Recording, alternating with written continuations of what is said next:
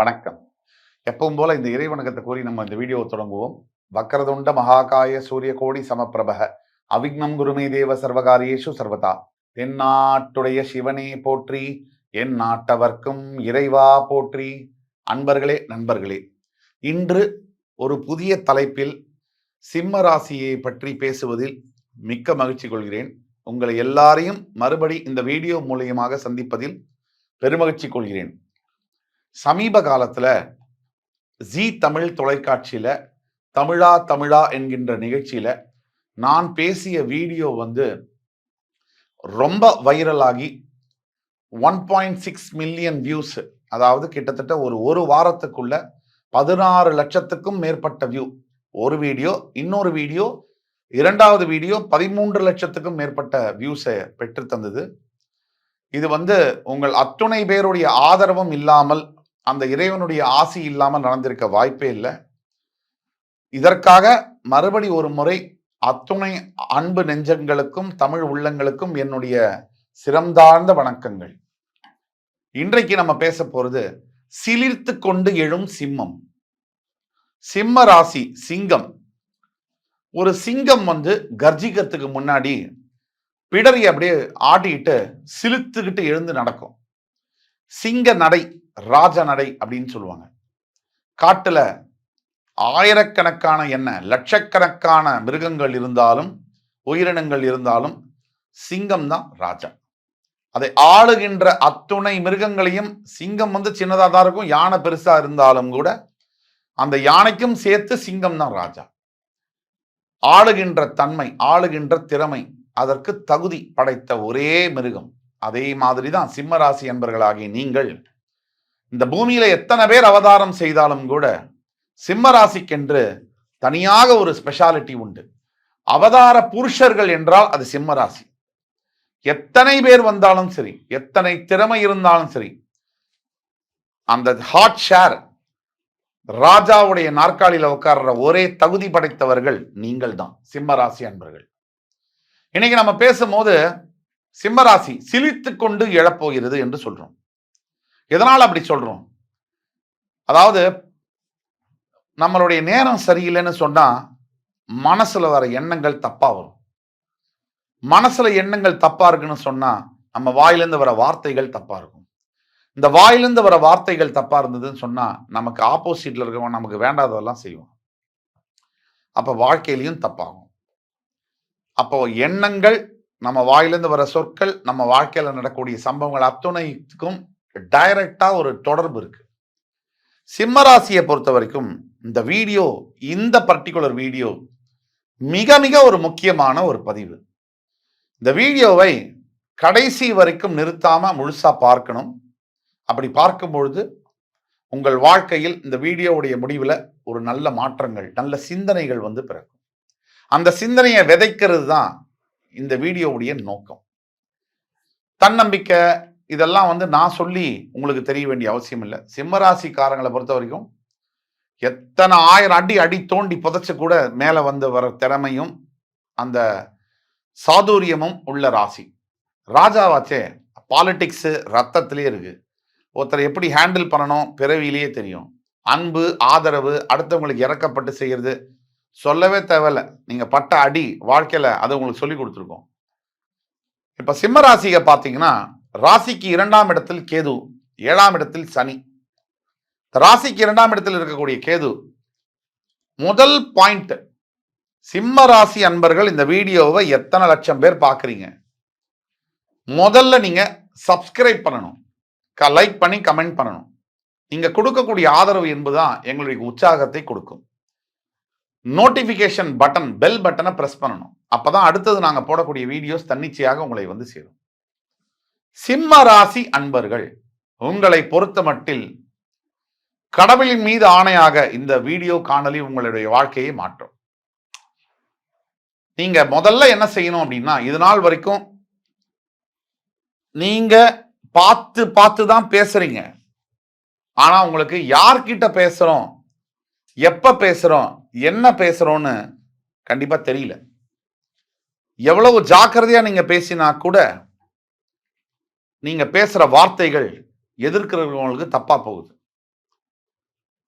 உங்களை உங்க நண்பர்கள்லேருந்து, உறவினர்கள்லேருந்து, கணவன் மனைவியிலேருந்து என்ன சொல்லியிருப்பாங்கன்னா, ஜாஸ்தி பேசுறான் அவன், ரொம்ப ஆடுறான். இந்த வார்த்தையை கேட்காத சிம்மராசி அன்பர்கள் இருக்கவே முடியாது. அவனுக்கு ரொம்ப திமிரியா. நாம செல்ஃப் ரெஸ்பெக்ட்னு சொல்லக்கூடிய தன்மானத்தை தான் வெளிப்படுத்துறோம்.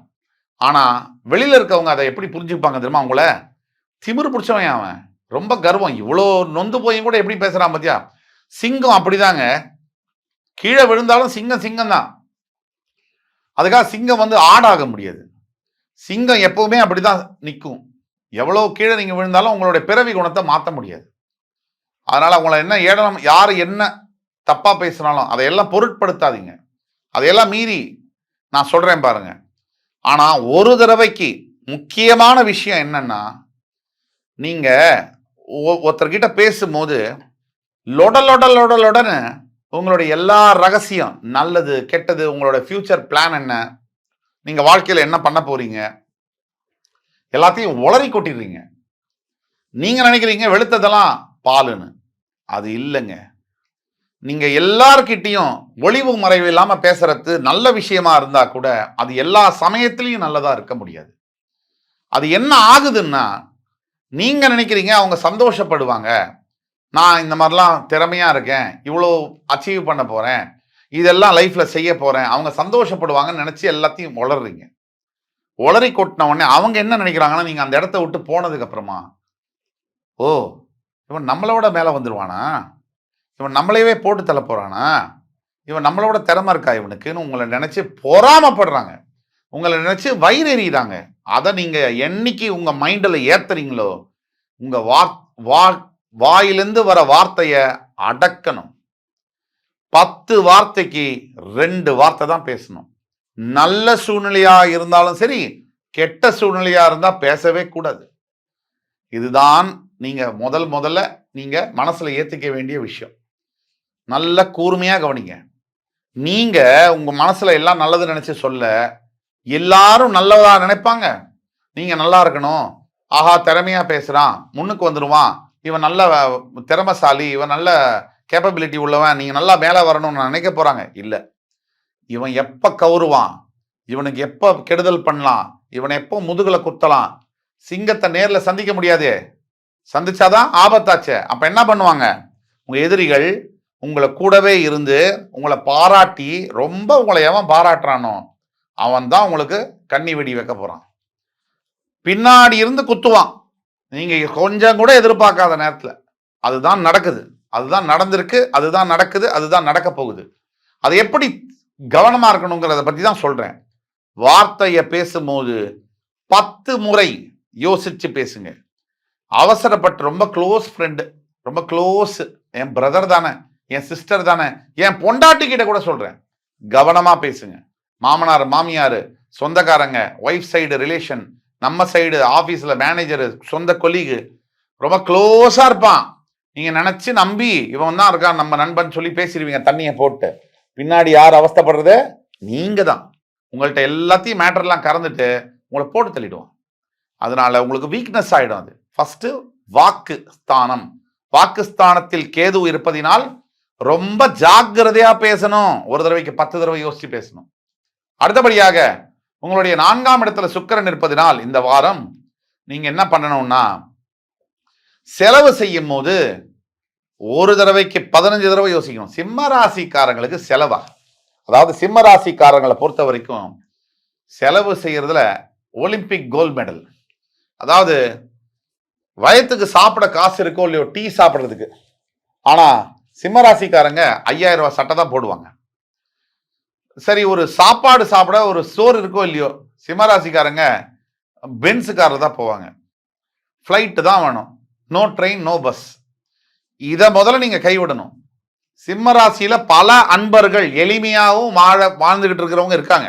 ஆனா 75% பேங்க் அக்கௌண்ட்ல காசு இருக்கோ இல்லையோ, கிரெடிட் கார்டை ஸ்வைப் பண்ணு, வேற ஓவர் டிராஃப்டை வாங்கு. இதெல்லாம் நிறுத்தணும்.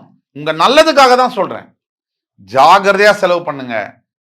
தேவையில்லாத செலவுகளை நீங்க பண்ணும்போது ரொம்ப சீக்கிரமாவே தேவையுள்ளதை விற்கிற மாதிரியான சூழ்நிலை நமக்கு வரக்கூடாது அப்படிங்கிற நல்ல எண்ணத்துல சொல்றேன்.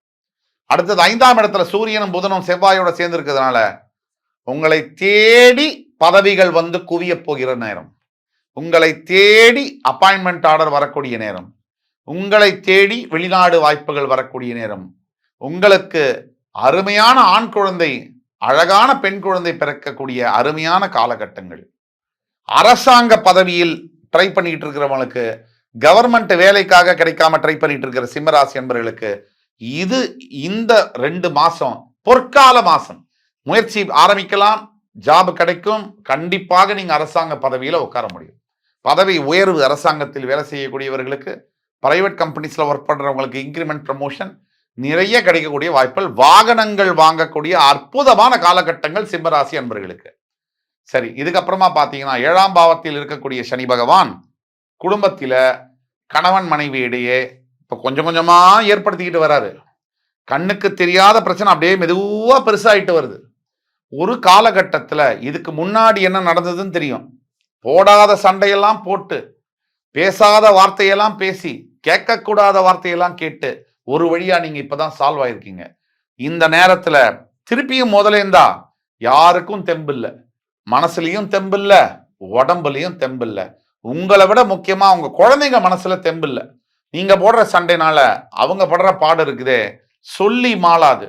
தயவு கூர்ந்து என் அருமைமிகு சிம்மராசி என்பர்களே, இந்த வீடியோவை பார்த்து கொண்டு இருக்கிற கணவன் மனைவிகள், தயவு கூர்ந்து இப்ப உங்களுக்கு நேரம் சரியில்லை, கணவன் மனைவி கிட்ட பிரச்சனை வேண்டாம், விட்டு கொடுத்து போங்க.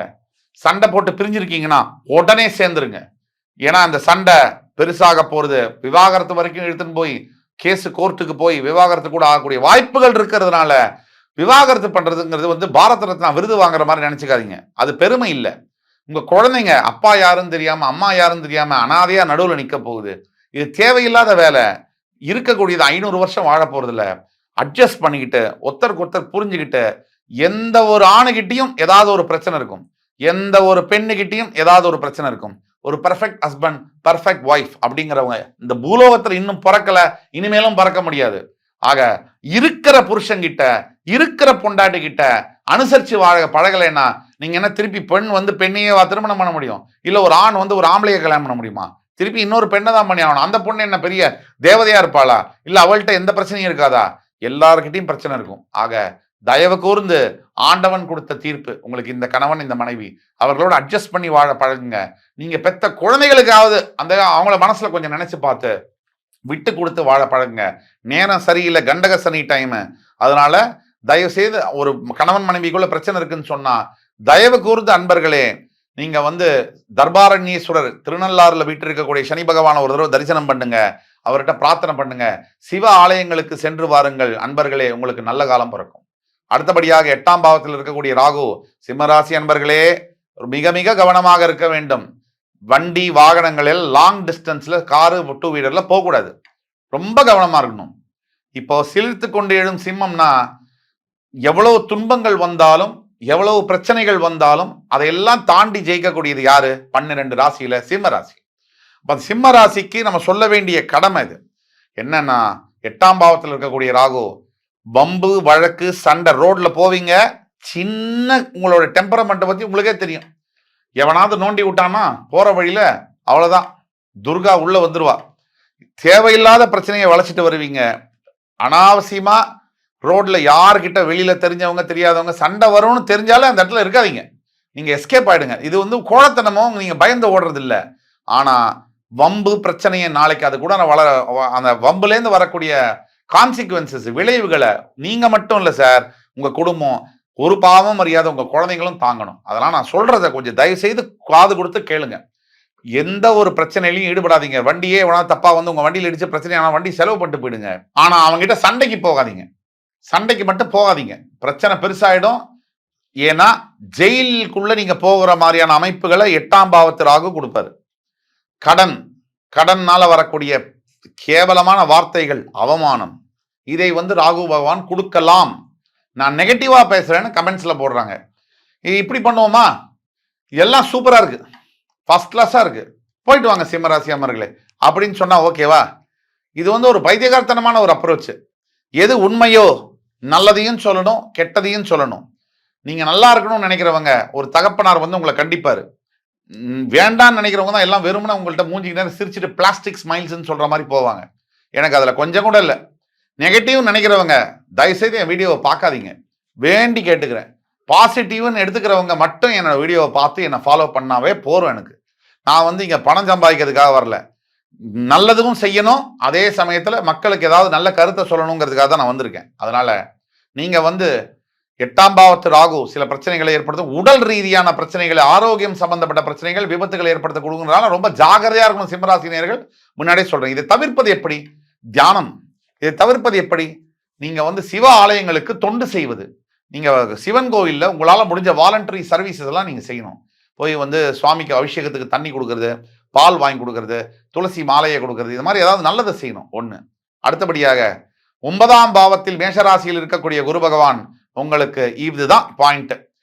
5ல சூரிய செவ்வா புதன், 9ல குரு இருக்கிறதுனால, 9ல குரு இருந்ததுன்னா அவ்வளவு யோகம். உங்க ராசிய குரு 5ஆம் பார்வையா பார்க்கறதுனால ஏப்ரல் 30ஆம் தேதி வரைக்கும் என்ன பிரச்சனை வந்தாலும் சரி, எப்பேற்பட்ட ப்ராப்ளம் வந்தாலும் சரி சால்வ் ஆயிடும். ஆனா ப்ராப்ளம் வந்து சால்வ் ஆகணுமா? எதுக்கு? அது ப்ராப்ளமே வராம இருந்துட்டா நல்லது இல்லையா? அப்போ நீங்க என்னென்ன வந்து ஆசிரியர் இதுல பணிபுரியக்கூடிய சிம்மராசி அன்பர்கள், ஐடி துறையில் பணிபுரியக்கூடிய சிம்மராசி அன்பர்கள், டெலி கம்யூனிகேஷன் துறையில் பணிபுரியக்கூடிய சிம்மராசி அன்பர்கள், இன்ஜினியர்ஸ், கன்ஸ்ட்ரக்ஷன் இன்ஜினியர்ஸா இருக்கக்கூடிய சிம்மராசி அன்பர்கள், அதை தவிர பேச்சாளர்களா இருக்கக்கூடிய சிம்மராசி அன்பர்கள், அரசாங்க பதவியில் போலீஸ்காரராக, வக்கீலாக, ஜட்ஜு, நீதிபதிகளாக இருக்கக்கூடிய சிம்மராசி அன்பர்களுக்கு ஒரு மிகப்பெரிய பொற்காலம். ஆக சிம்மராசி அன்பர்கள் இந்த அடுத்து வரக்கூடிய 4 மாதங்களை உங்களுக்கு அவ்வளவு ராஜயோகமா இருக்கு. இதுதான் உண்மை. எந்தெந்த இடத்துல ஜாக்கிரதையா இருக்கணும். வெறுமன நல்லது மட்டும் 100% இருக்க முடியாது இல்லையா? ஏதாவது ஒரு இடத்துல பிரச்சனை இருக்கும் இல்லையா? அந்த பிரச்சனைகளை ஹைலைட் பண்ணி சொல்லியிருக்கேன். அதை கேட்டுட்டு ஜாகிரதையா இருங்க. நீங்க உங்களுக்கு பரிகாரம்னு எடுத்தீங்கன்னா சிம்மராசி அன்பர்களுக்கு ஈஸ்வரன் ஆலயத்தை போய் விசிட் பண்றது பிரதோஷங்கள்ல, அதை தவிர வந்து நீங்க வந்து சூரியன் ஆதித்ய பகவானுக்கு வந்து அதாவது நன்றி சொல்றது, ஆதித்ய ஹிருதயம் ஸ்லோகம் படிக்கிறது, கேட்கறது போன்ற விஷயங்கள் தான் உங்களை காப்பாற்றும். இதுதான் உண்மை. ஓம் நம சிவாய அப்படிங்கிற மந்திரத்தை 108 முறை தினம் ஜபம் செய்யும் போதே உங்களுடைய பிரச்சனைகள், கஷ்டங்கள் எல்லாம் கண்ணுக்கு தெரியாமல் விலகும். ஆக நம்பிக்கை தான் வாழ்க்கை, நம்பினார் கெடுவதில்லை. இது 4 மறை தீர்ப்பு. அடுத்து வரும் காணொலியில் மறுபடியும் உங்கள் எல்லோரையும் சந்திக்கும் வரை என் அன்பு சிம்மராசி நேயர்களே, உங்களிடமிருந்து விடைபெறுவது உங்கள் ஜோதிட கலாநிதி சுபாஷ் பாலகிருஷ்ணன். நன்றி, வணக்கம், வாழ்க வளமுடன்.